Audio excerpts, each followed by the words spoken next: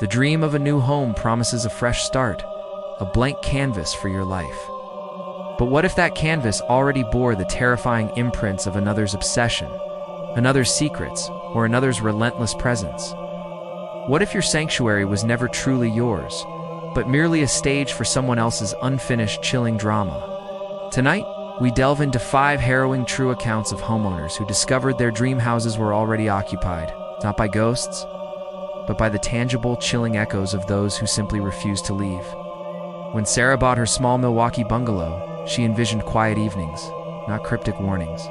The first sign was the mail letters addressed to a Miss Lorraine Hensley, each bearing the same shaky handwritten script, no return address.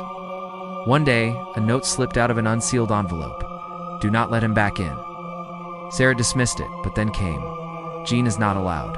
The warnings escalated. Then, at 11:17 p.m., one Friday, her doorbell chimed once. Silence.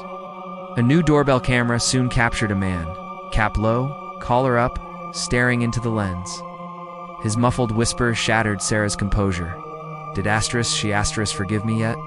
Not you, but she. He returned, testing the doorknob, speaking of Lorraine, of getting better.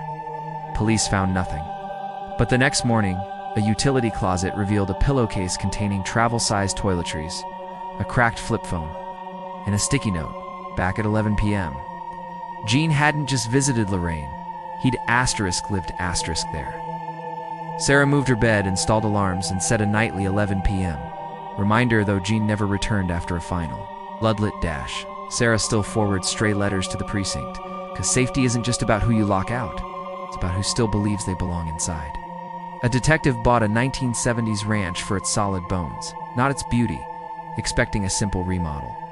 Under a kitchen kick plate, he found a small, unlabeled brass key. It sat on his counter, an unsettling anomaly.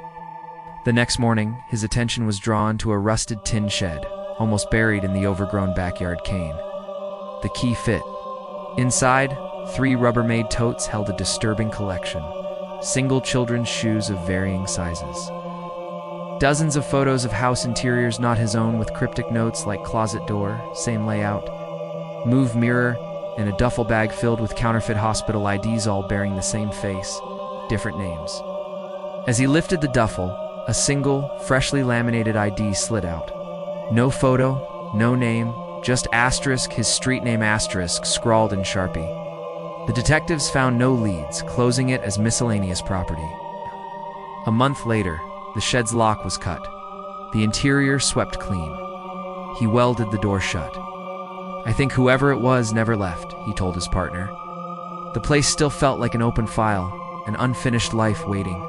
When the teacher purchased her little blue house, she craved quiet. Her new routine involved a nightly backdoor checklist. Then the door started unlocking itself. A new keyless smart deadbolt tracked every click.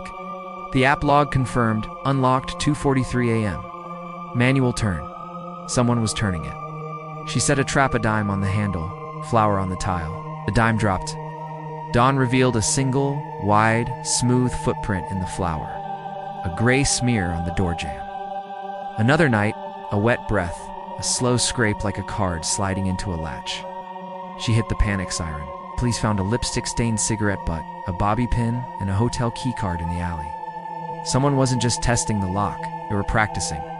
Later, a basement utility closet door, usually shut, was ajar, a fresh knee-level scuff mark on it. You are not allowed in here, she stated into the silence.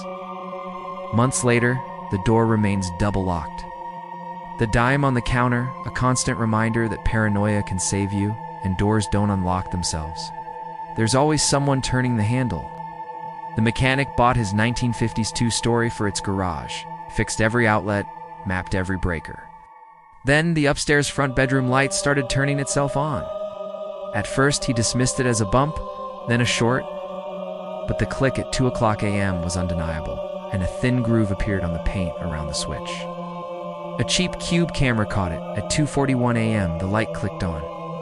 No one visible, just a clean flick, then a quick twitch, partially blocked by something gray, sleeve maybe. His elderly neighbor casually mentioned the previous owner, Mr. Duggan, used to walk the rooms at night, checking everything. Maybe he's still doing his rounds, she'd smiled. The light continued its random schedule, sometimes weeks apart, sometimes twice in a night. He installed motion sensors, cameras, turning his house into a trap. But the light still came on, a flicker in the air, a blur of fabric. It wasn't a wiring problem, it was a routine. Now, he simply waits a minute, then turns the light back off. It's not fear, but coexistence. He keeps the habits of the house alive, and it lets him sleep.